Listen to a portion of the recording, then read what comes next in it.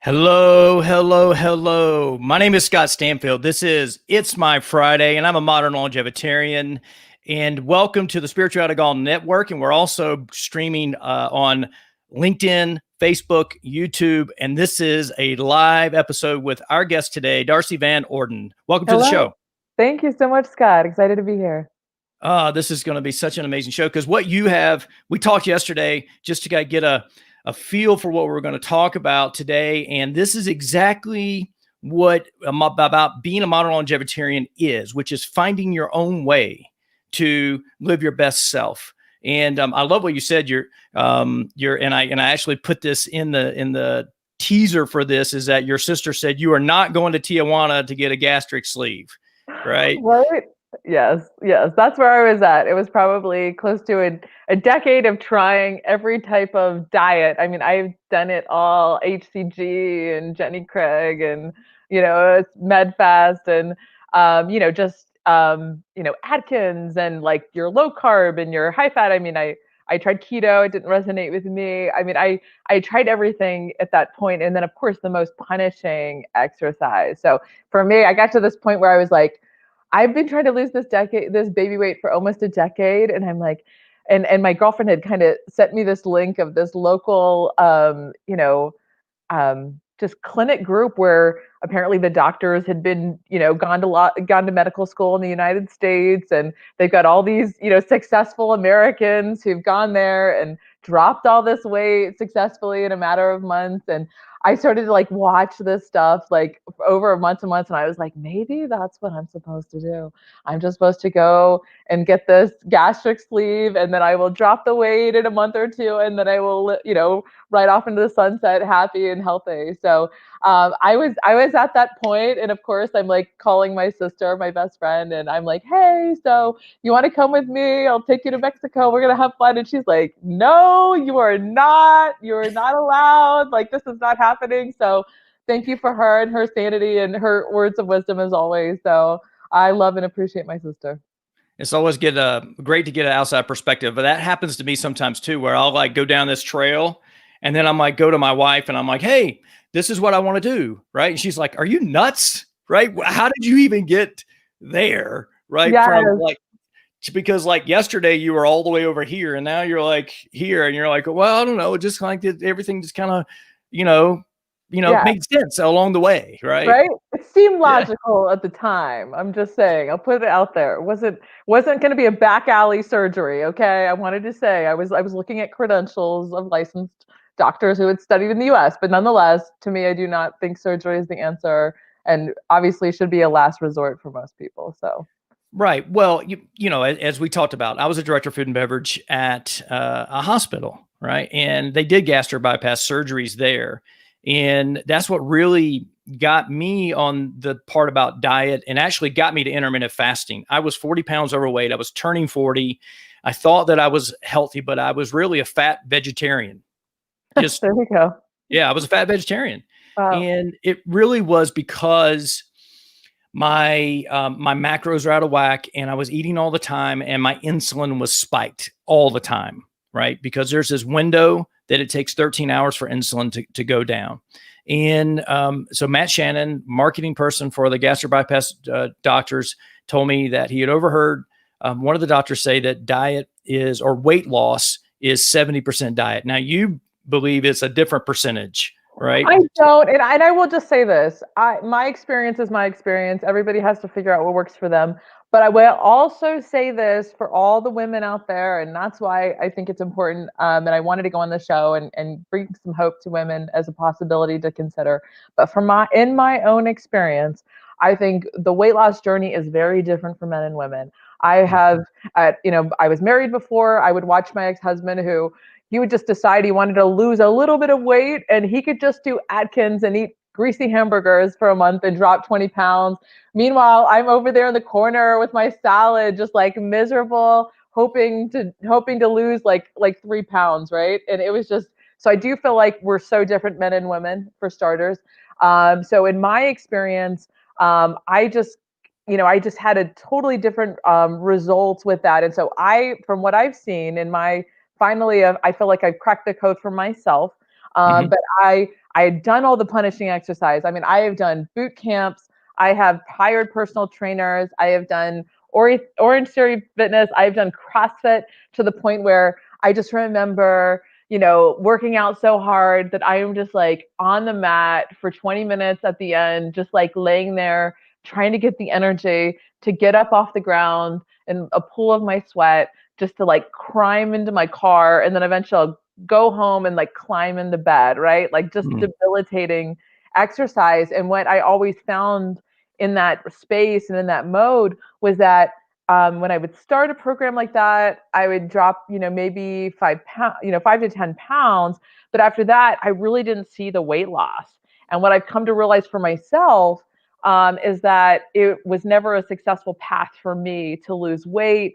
I mean, sure, I would, my body would firm up, but at the same time, I would never really got to that core layer of fat. I mean, I would always think to myself, yes, there are amazing abs somewhere deep under this layer of fat on my stomach, because Right. I'm working out so hard, but I'm like, you can't see them, right? And I got this little tire hiding them. So for me, I was never successful in losing the actual fat and weight that I needed to through exercise. So I found after my 12-year journey, drum roll, the recommendation to me is I basically I quit flour and sugar. This is a lifestyle change. This isn't a diet for me. Diets never worked. I've tried every type of diet. I ended up putting back on the weight shortly thereafter, as well as and then some in a yo-yo diet capacity. So for me, diets absolutely don't work. But eliminating the flour and sugar, but doing it actually without exercise Mm. was a successful path, because what was presented to me was that that you're oftentimes putting too much stress and strain on your body with the exercise. And I know for myself, I found that to be the case, right? I just always felt like I would work out so hard, and I actually enjoy exercise. I mean, I grew up as an athlete. I played lacrosse for 10 years. Like, I'm a highly competitive person. So like I love, sports, and I actually enjoy weightlifting and other things, but I hate cardio. I hate running. But Mm. all of that aside, but I enjoy, being an athlete. But for me, the too much exercise was too detrimental to my body. And so I found that, when I was working out hardcore like I was so, number one, exhausted afterwards, but I was also so voraciously hungry that I would often, eat and then make excuses of, well, I worked out so hard, so I can eat a little bit more. And then it was just what I think it was a constant cycle of, it didn't lead me to that success. So for me, I have lost my weight not through exercise. It was really just through that eating. So I would just say for myself, I feel like it's 95% diet, and abs are made in the kitchen. Mm. Well, you definitely can reveal them in the kitchen, right? You definitely, that's Yes, yes, that for yes, sure. yes, Right. And it's really an interesting piece of the puzzle here because, well, first of all, let's say you gained the weight with the pregnancy of your daughter, right? It absolutely. took you 12 years To to, lose that 60 pounds, all together, and to keep it off and be in a place where my weight doesn't fluctuate, where I look, I check the scale and I'm either down a little bit, or I'm not gaining. And I feel like this is a big testimonial of it all, because number one, I'm 41. mm, So it was one of those things where it's like I know it's definitely harder for women in general, but then as we get older, I think it's also even more increasingly difficult. But for me, also the big testimonial is I didn't gain weight during COVID, which I think most people did, right? Like, I think I was even losing weight still, a few months ago. So for me, I think that's a big testament of something I can actually do and live with as a lifestyle. right. Now, and you've also, let's just let everybody know, you've kept this off for how long?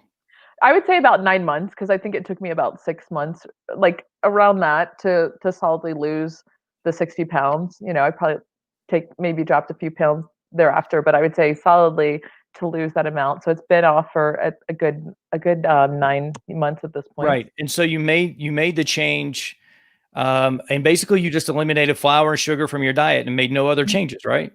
Yeah, eliminated flour and sugar, but also I try to be more not snack, no snacks, Mm. only 3 meals a day.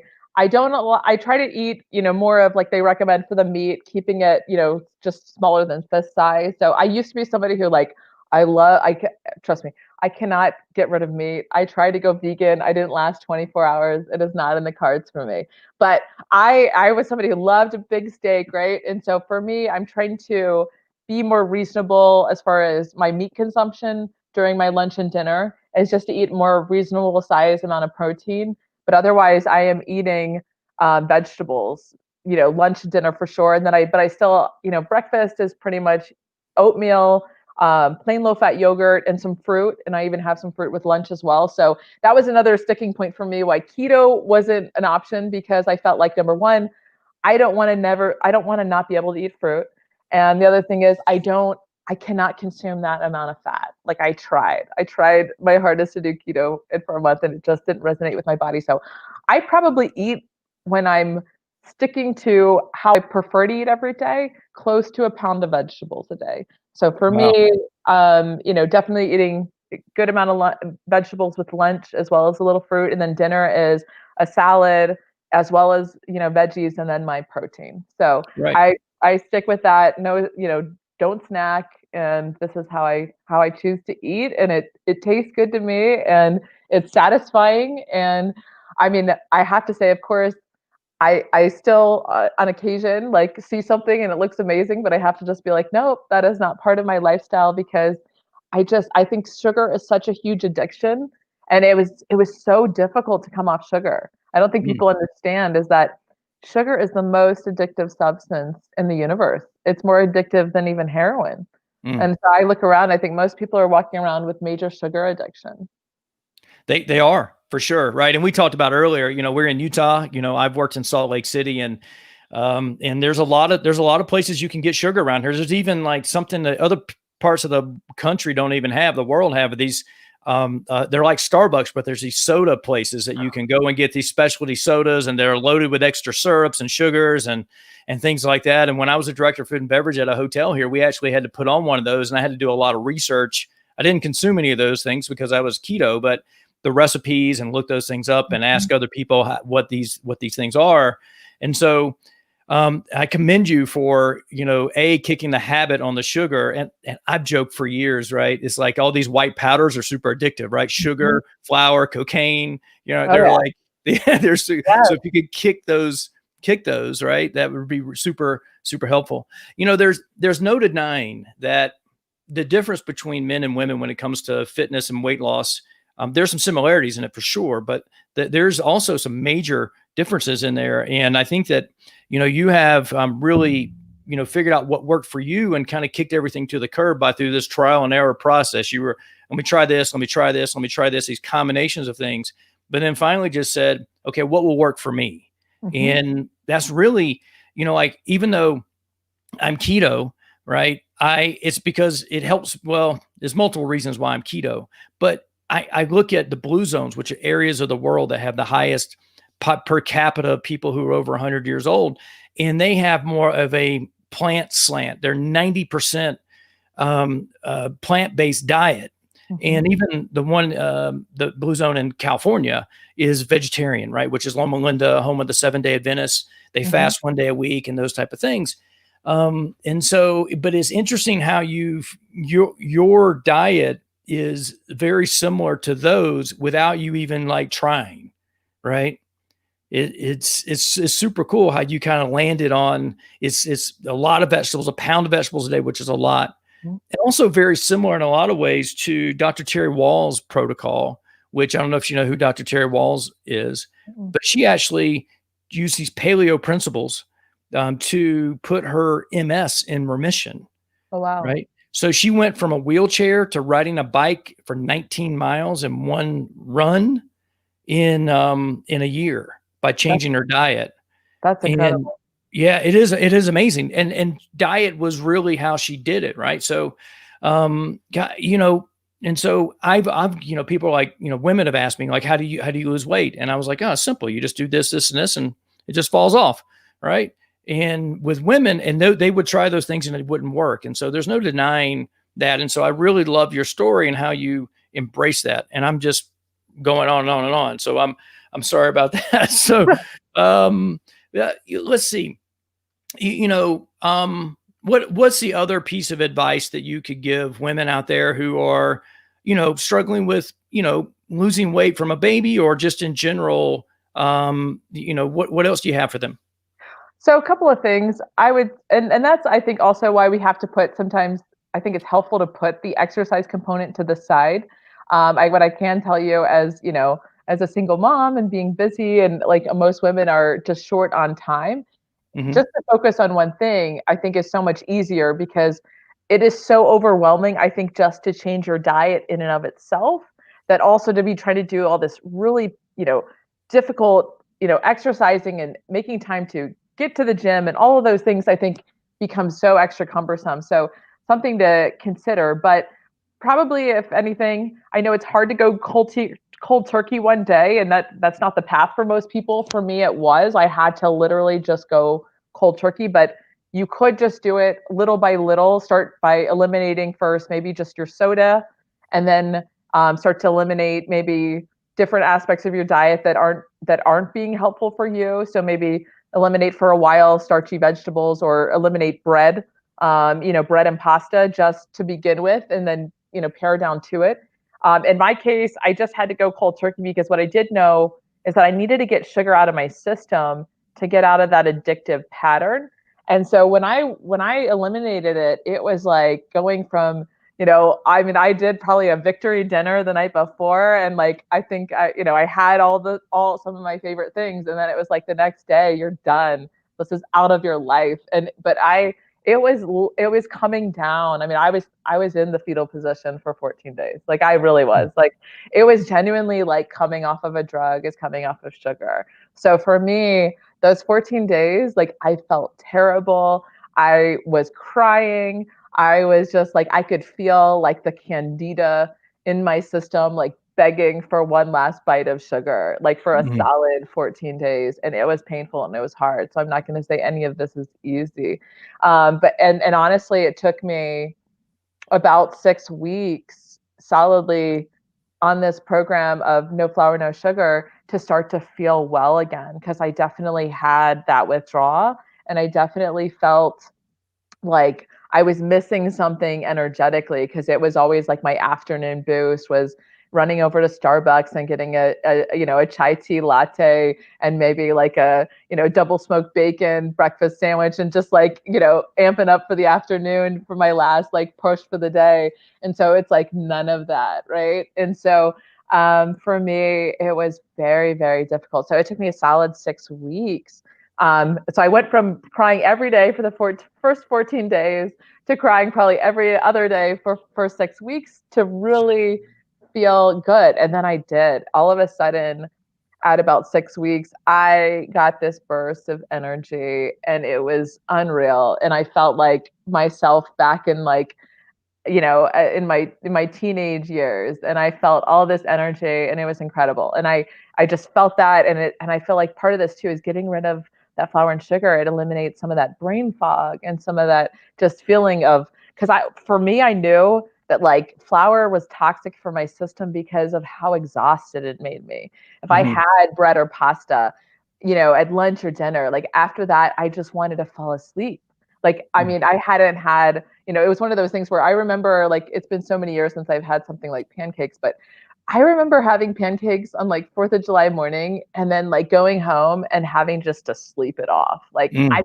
passed out after. So for me, I feel like my system is intolerant to flour. Like I'm like allergic to it because it just makes me so sluggish.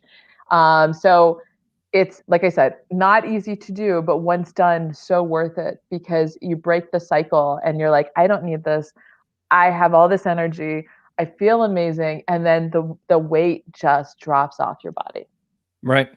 So we have a couple questions that have come in. We'll get to those in a minute. So Andrea and Trey, I've seen your questions. I put your comments up there, or about those your comments. I wanted to really tag in on or kind of pile on what you're saying. Is like when I went keto 5 years ago, the thing that helped me get over the hump was that I had heard through my research that it would take up to 21 days for sugar cravings to go away, right? So I could have sugar cravings I could eat low carb, moderate protein, high fat for 21 days and still have sugar cravings. And you're talking about this 14-day window, 14 days of not having it. Then your body's going, give me more, right?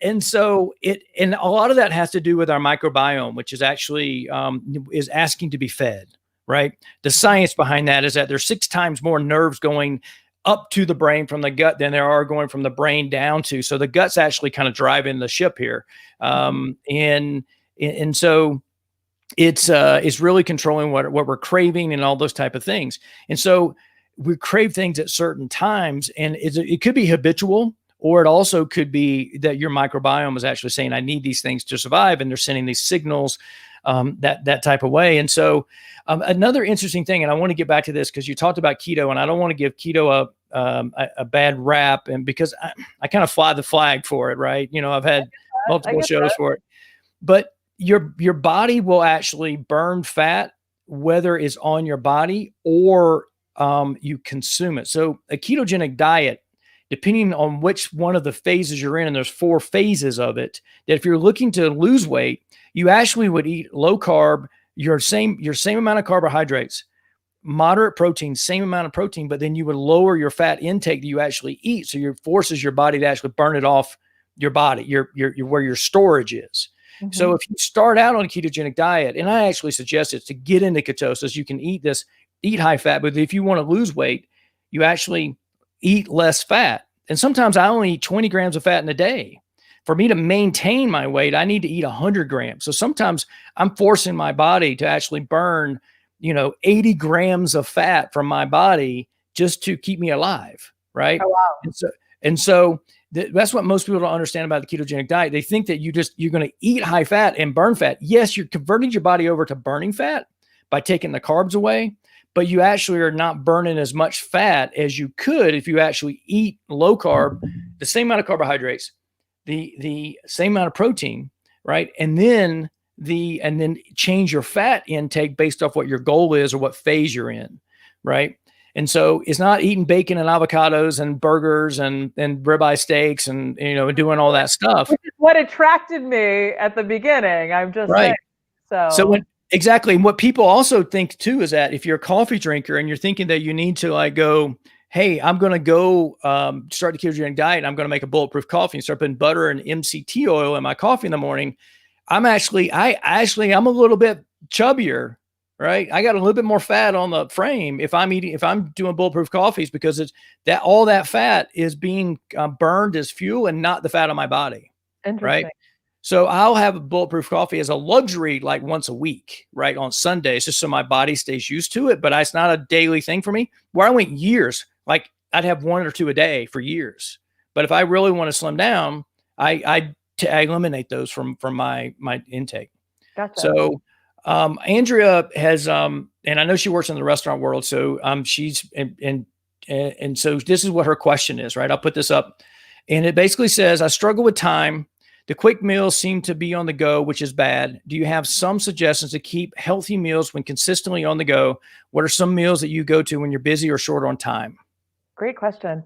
So there's still some fast food that I can eat, because I think you can get salad, meat, and veggies everywhere, right? As long as you're eating them clean and they're not covered in barbecue sauce. So just some shout out there of things that I've also eliminated as a result of cutting sugar. I'm not eating barbecue sauce. I'm not eating ketchup. So, and I'm also paying attention to salad dressings that I eat. So what I do find, because a lot of them are very sugary. So what I do find works for me salad dressing wise is like Caesar and ranch, which are my favorites anyway. So that works. I love there's like a Cobb salad with the grilled nuggets from Chick-fil-A. They've got this great avocado ranch dressing. So that is something I love. I still love a $6 burger that's protein style from, Carl's Jr. or In-N-Out Burger, protein style.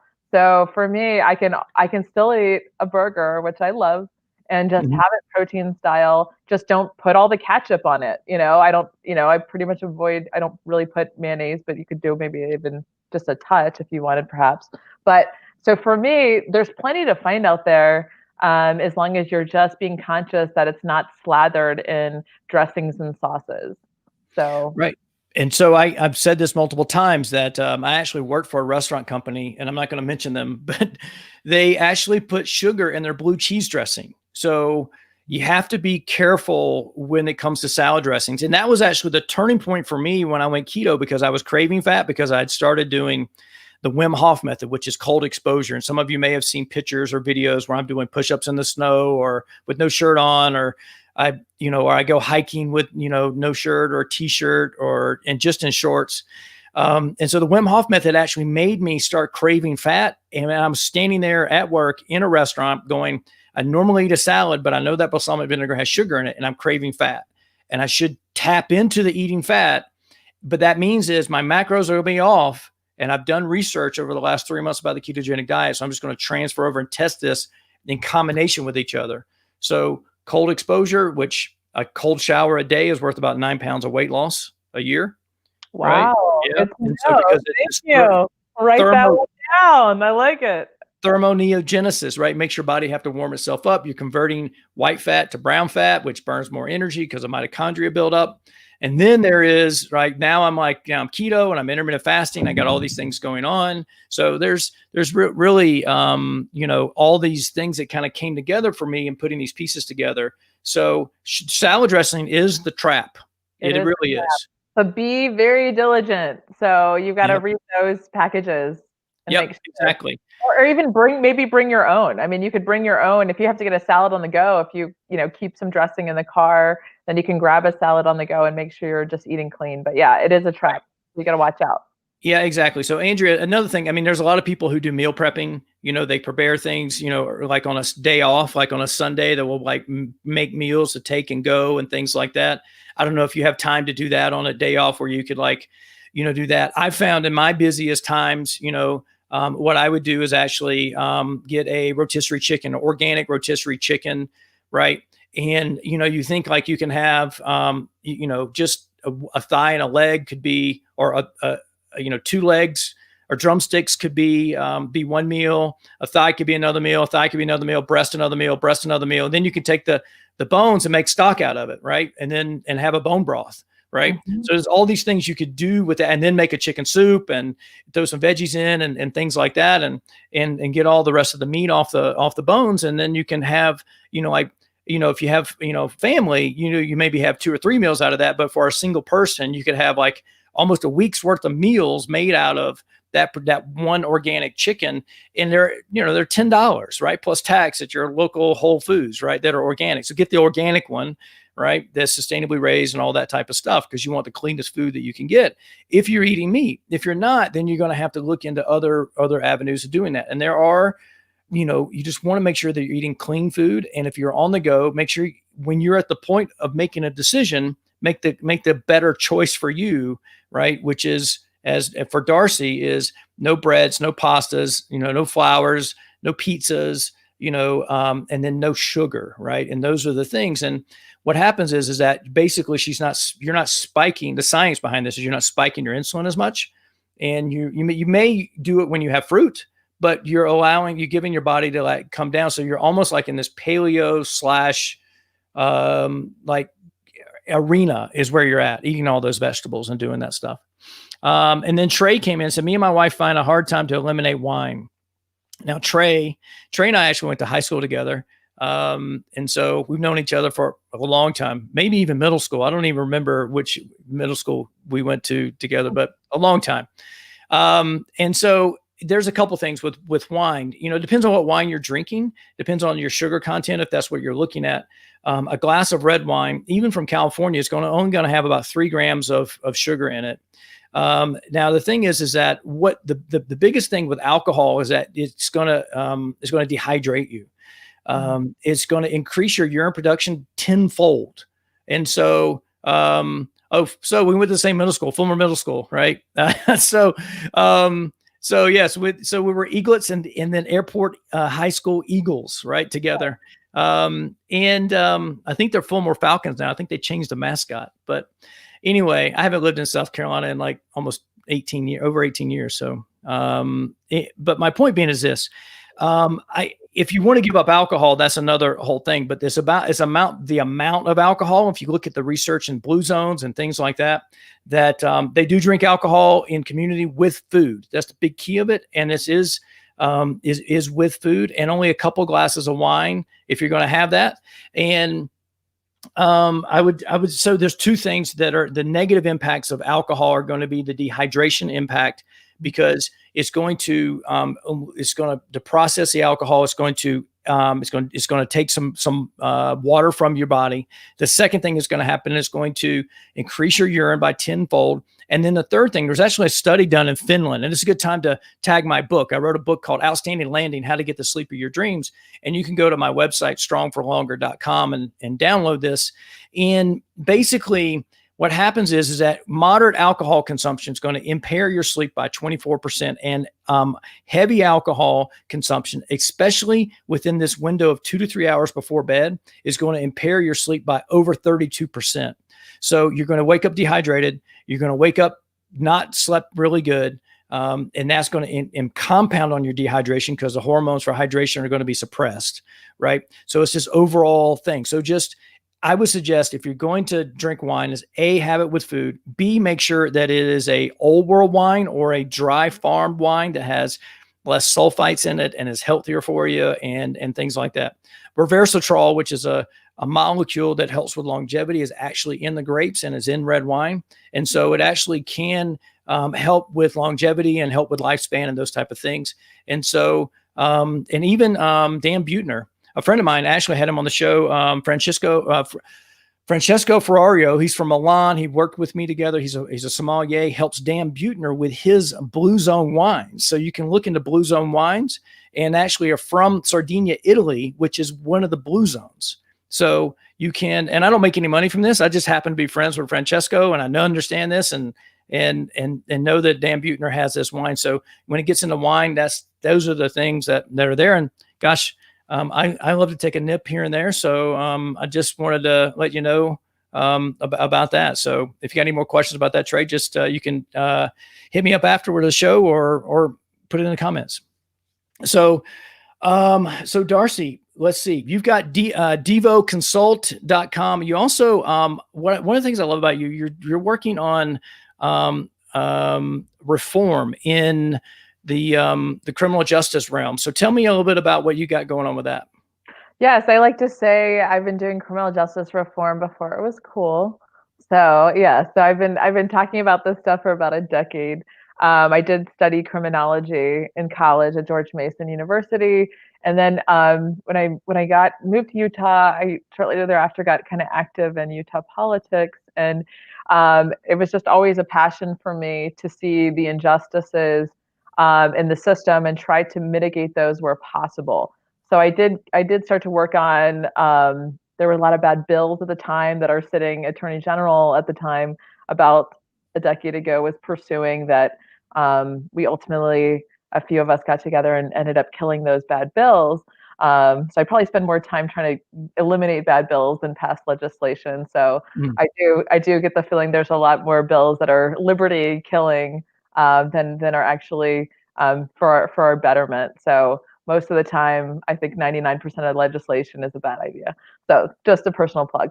But in any case, I've just kind of grown from there and wanted to make a change in our system as we see it. So I founded the organization Utah Justice Coalition 5 years ago. We work to reduce incarceration recidivism. I do believe that nonviolent people do not belong in cages, and roughly only 10% of the people sitting in prison are violent. So I do believe about 90% of the people should not be there. I do believe in restorative justice. So if you've stolen from somebody or defaced their property, make them whole, right? Fix the property, return the money and funds where possible, if that's a possibility, as well as in the case of the majority people who are there, the majority of people there are there for drug crimes. And I don't actually consider consuming drugs a crime, because there must be a victim to be a crime, and you can't be a victim unto yourself. So I see addiction very differently. I think that we need to treat addiction. We need to move our system towards, diversion programs that put people to receive the rehabilitation and the services that they need for their mental health, as opposed to incarceration. So I don't believe we have as much of a drug problem in America as we have a mental health crisis. So Mm, I believe that most people who are using drugs and alcohol are self-medicating for their mental health. And I think that that goes to the fact that we need more services, we need more assistance to assist people with their mental health. And that's the kind of shifts I would like to see happen in Utah and across our nation and across the world. So that's kind of my perception of things. And I think that we as a society, if we can create this consciousness around that issue, we can bring about change and help people from a mental health standpoint as opposed to incarcerating them. right. My experience is with drugs and alcohol. A lot of people, most people, use it to compensate for something, to cover something up, take the edge off, lower anxiety. Those things. My desire to drink alcohol for those things basically vanished overnight when I started doing transcendental meditation. Mhm. December 5th will be actually a year for me and I haven't Congratulations. been alcohol free. I still enjoy the art of it. And I've been around it my entire adult life and selling it and teaching people and training and learning about it. But it's really an interesting thing. I learned more about that when I was in Colorado. I don't know if you ever heard of the Stanley Hotel, where The Shining was inspired Oh, by.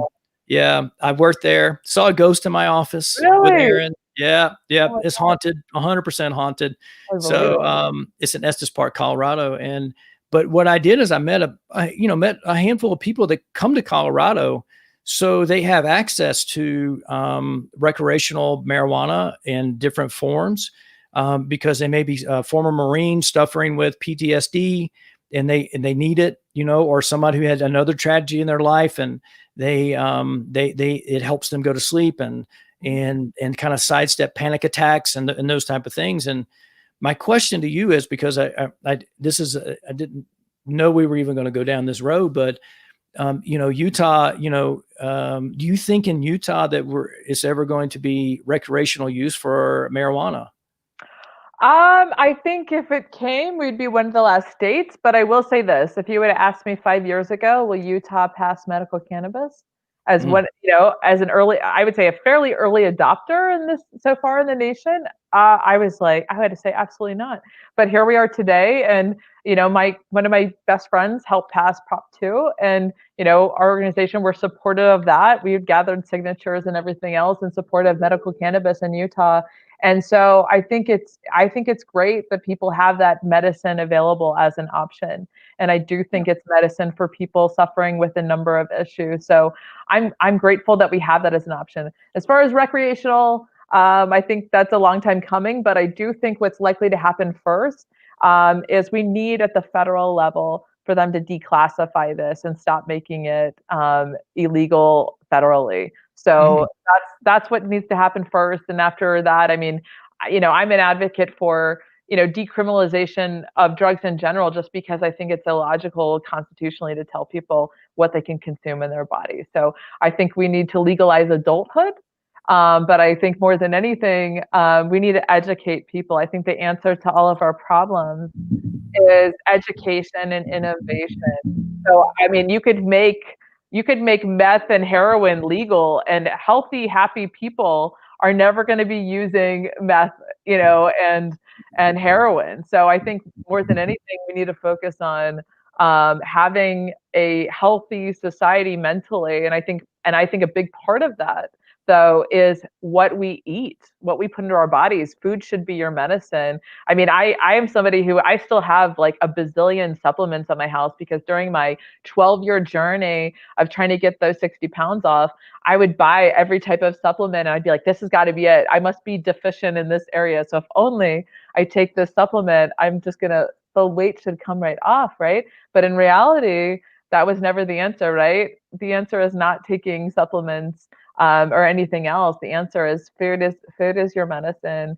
and Mhm. when your body is treated nutritiously, you sleep better and you feel better and you show up as a happier person. So I can't emphasize enough, like I can't tell you how many times where like sugar just, I think it leads us down the road of depression, right? And it makes things worse. And I feel like by eliminating flour and sugar from my life, I've greatly diminished my risk of, getting cancer and diabetes and so many of Mhm. these things that most Americans as we get older we're going to potentially have. So for me, just feeling so much better, feeling so much lighter has made me more excited to go out and be more active, right? I think this COVID summer for most people kept a lot of people indoors.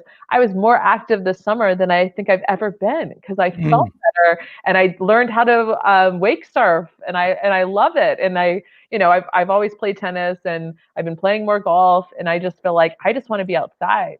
And I think, unfortunately, so much of the advice that we were given during this COVID year was the antithesis of what we need to feel and stay healthy, right? We need to be outside. We need to get the fresh air. We need to get our vitamin D from the sun. Every day, I think you need to get 10 minutes of your eyes in the sunshine, no matter if it's winter or not. You need that. And so much of the advice during this year has been detrimental to your health, Mm.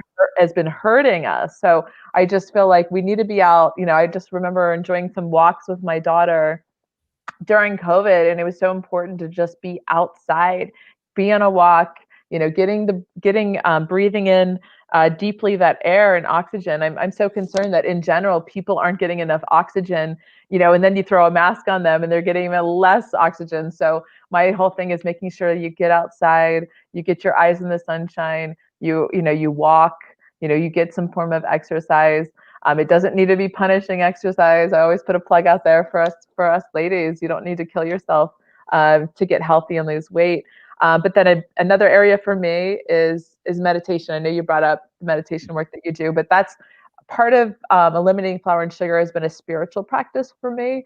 And so part of doing this, I went from meditating around previous to that about 5 to 10 minutes a day, and now my practice is a half hour every morning.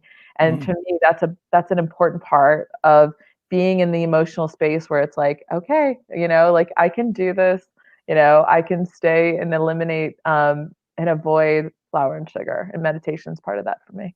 Mm. That's amazing. That's what you're talking about is in the pillars of being a modern longevitarian. And I normally have this background up that has all the pillars on there. Mindset is number one. Number two is breath, right? And so this whole journey started when my dad got cancer about 17 years ago, and he's 72 now, and is cancer survivor. But I knew at that point when I was 31 years old, I said, the only thing I can control is what I put on and in my body. And that included food, and it also then grew to breath, right? I've learned so much about breathing since that point. Mhm. And then, you look at like cosmetics and shampoos and how they cause you go down that trail, and deodorants that have aluminum in them, and all of these things, right? That are so bad for us that we don't even know, and that are there hidden in this stuff. And when you're talking about drugs, I remember reading this long time ago. The three most abused drugs in our country, in the world really, are sugar, nicotine, and alcohol, Absolutely. right? And so, and when I was doing research on alkalinity versus acidic bodies, how your body is like cancer, bacteria, viruses, hello, viruses Mhm. cannot survive in an alkaline environment more than a couple, maybe 3 days. So sugar will put you straight acidic, Yes, right? And absolutely. so what happens is that if you're eating more vegetables, less meat, less flours, no flours or sugars, those type of things, your body's going to tend to be more of an alkaline state. And so your immune system is going to be stronger because the environment in which you've created virus, bacteria, and cancers can't live for a long time in that. And so it's amazing stuff.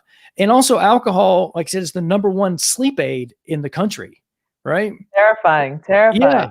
So it's like, yes, alcohol may help you fall asleep, but it doesn't help you stay asleep, right? Or get It's good because it quality. Yeah, wakes you up for different reasons and all this different stuff. So impairs sleep somewhere between 20 and over 30%, depending on how much you're taking in.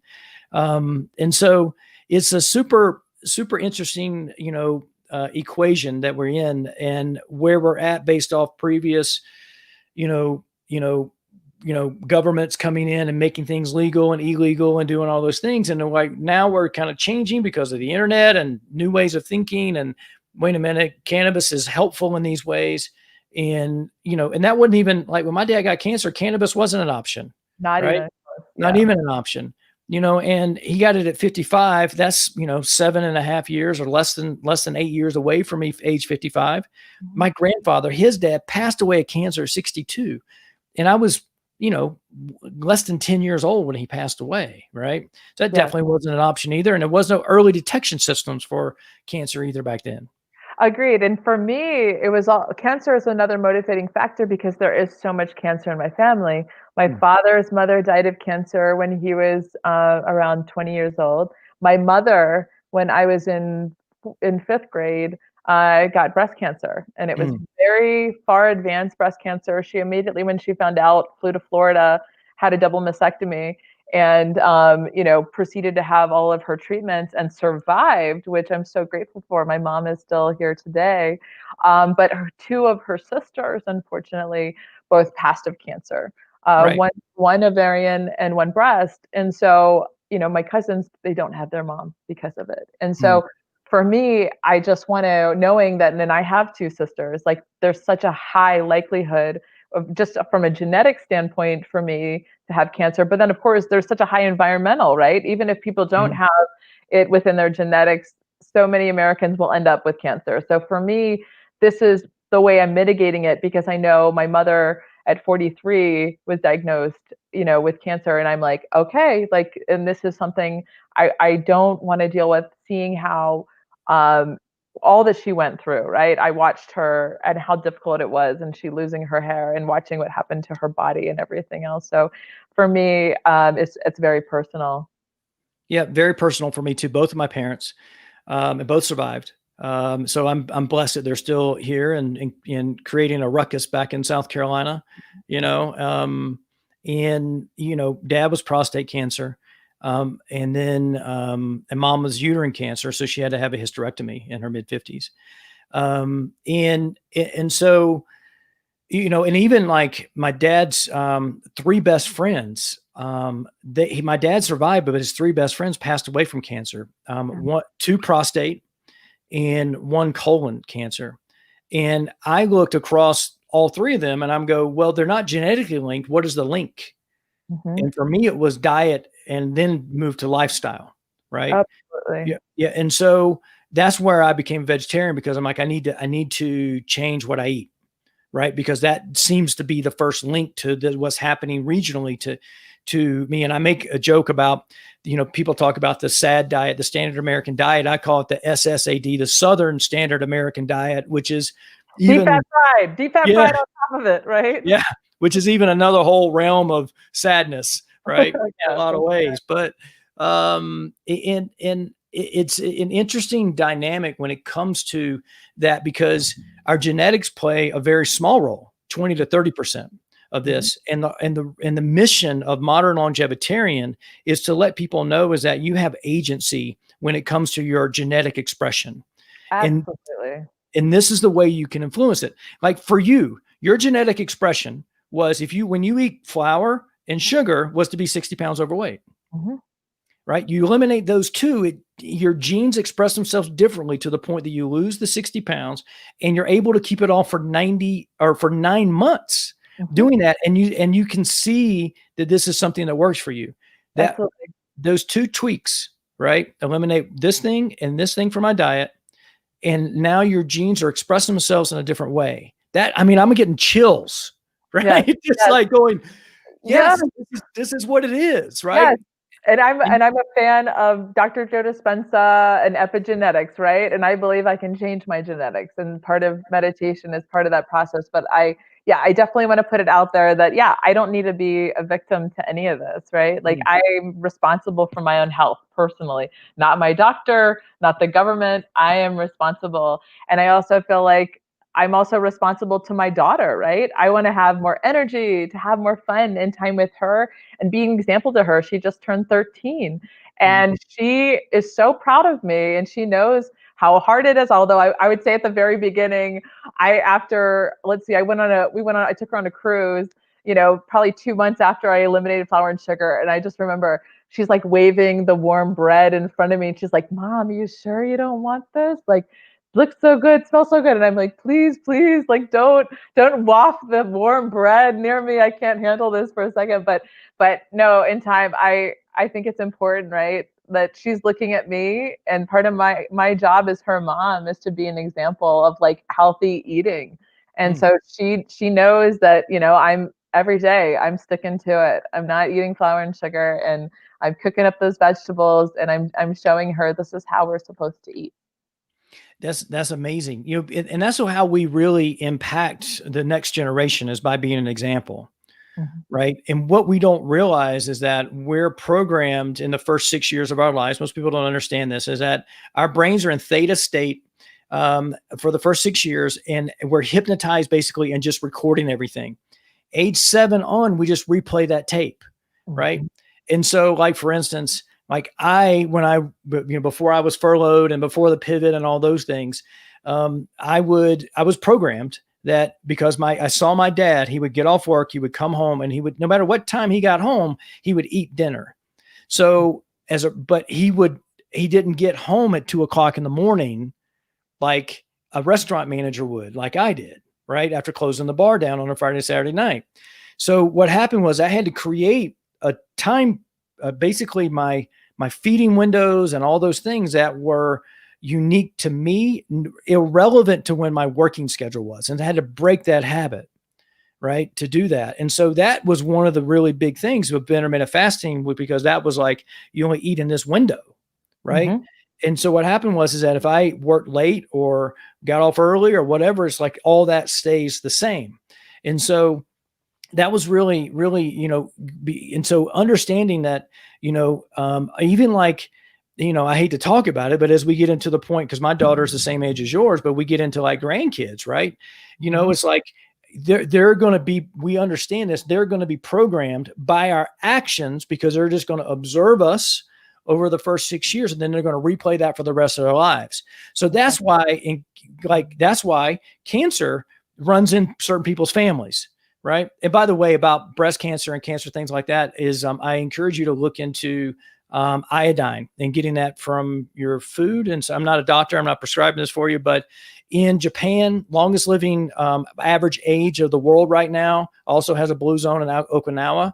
Their iodine intake from their diet is 13 milligrams a day. The recommended daily allowance by our government is 150 micrograms. Right. So there's a correlation between iodine intake and lower cancer, because they have the lowest cancer rates in the world as well. So I did a show. There's actually Real Salt by Redmond here in Utah. Right. They are I did they a are a show. client they are a client of mine. I love Redmond, and I have their Yeah. stuff for sure. Yeah. I know Rhett, the owner, but I had Daryl Barshard on, and we talked about iodine. And just on December 18th, we're going to have Dr. Brownstein on the show. That is, he wrote the book, Salt Your Way to Health, and then iodine. I wrote a book on iodine well, which actually took me in where I started really focusing on iodine. So if that could be a concern, that'd be encourage you to look into that. And you can get iodine. It's not added to their salt, but it's just naturally in what they have, and things like that. So with Redmond, Awesome. but and I can send you a link to that show if you're interested in watching that one. But my point being is this, right? Is that what was I even talking about before I went off on this whole iodine thing? Examples for our kids and grandkids as we grow, right? Because that's why things run in everybody's families, because we learn how to eat, how to sleep, how to handle stress, how to make money. We learn all of these things by just observing in the first 6 years of our lives, and we play that tape for the rest of our life. So that's why people, like if families go to college, the kids typically go to college, right? If they don't, and they're blue collar workers, then that's what this, because these cycles repeat themselves over and over and over. That's why my quote in the beginning of the show is, to find your true self, you have to break free of generational cycles. Absolutely. Yep. And so my dad, his dad died 2 generations in a row, prostate cancer. Right. Wow. Right. it's a chance for me and my son to break the cycle. You're right? doing it. Yep. And so those are the things that are there. Well, we're getting to the point of 1 hour here. So Darcy, how can people find you online? Lots of ways. Number one, if you're interested in learning more about criminal justice reform, or you want to donate to Utah Justice Coalition, you can go to www.utjc.org. Otherwise, I do have a tech company, DVO Consulting, and we are dvoconsult.com. If you're interested in any disruptive technology, so that's machine learning, blockchain, big data type of work. And then otherwise, you can find me on social media if you want, just Darcy Van Orden, Facebook, Instagram. But otherwise, on LinkedIn, if you want to reach out to me with any questions, I'm happy to, if people have questions about eliminating flour and sugar, there's plenty of people I love to tell about this. If you have questions about it, feel free to reach out to me. LinkedIn, social media, either way, happy to connect. I definitely encourage other people to make these changes in their lives. You'll feel better, you'll look better, and you'll be around longer for your kids. That's awesome. You mentioned blockchain technology. I don't know if you're into crypto or not, but it seems to be making another run here. Bitcoin. This is exciting. So yeah, Bitcoin has made a big run. Stellar Lumen's up 50% over the last 24 hours. And then XRP, which is part of the Ripple, is up as well. And so back in a previous life, 20 years ago, I was a stockbroker trying to get out of the restaurant business. So I always kind of keep an eye on those things and investments and that type of stuff, because you have to look at like the economy of longevity, right? If you're planning on living like I am, right? Mm-hmm. Longevity, going and extending my life and my health span, when am I going to retire? It's not going to be at 62. Yeah. Right. It's going to be a long time. Right. So you're looking at these different things and what's emerging on that thing. So, we probably need to do another whole show on crypto and Bitcoin and all that stuff, blockchain and what that is. Right. That would be fun. Yeah, it would be for sure. Right. Because people don't even know if somebody's watching this now, like, I didn't even know Scott talked about that stuff. Right. There you go. So do you, just before we wrap this up, do you have anything else you want to add to the show?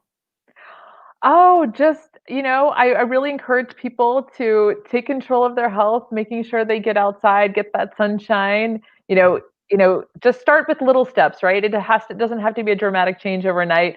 If you're eating poorly and you don't feel like you can change that, at least just add some vegetables to everything else that you're eating, right? It's like baby steps to health.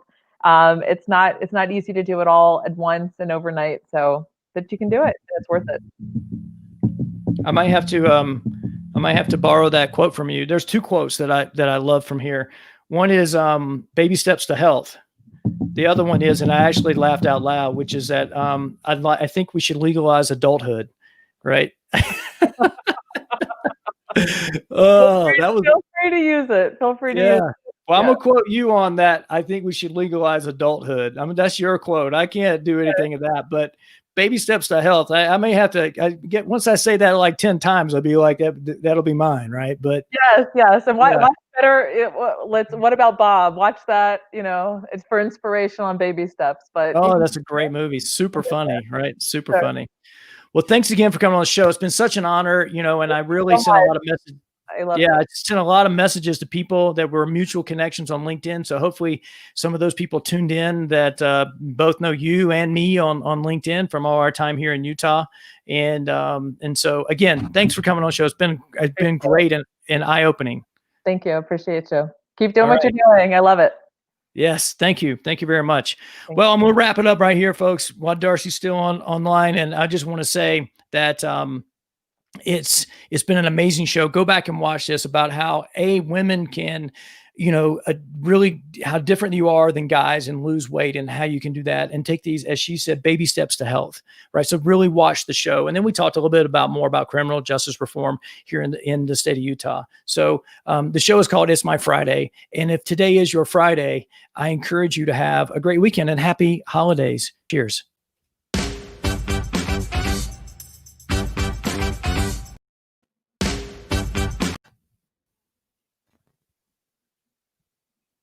I clicked the wrong button. Here we go.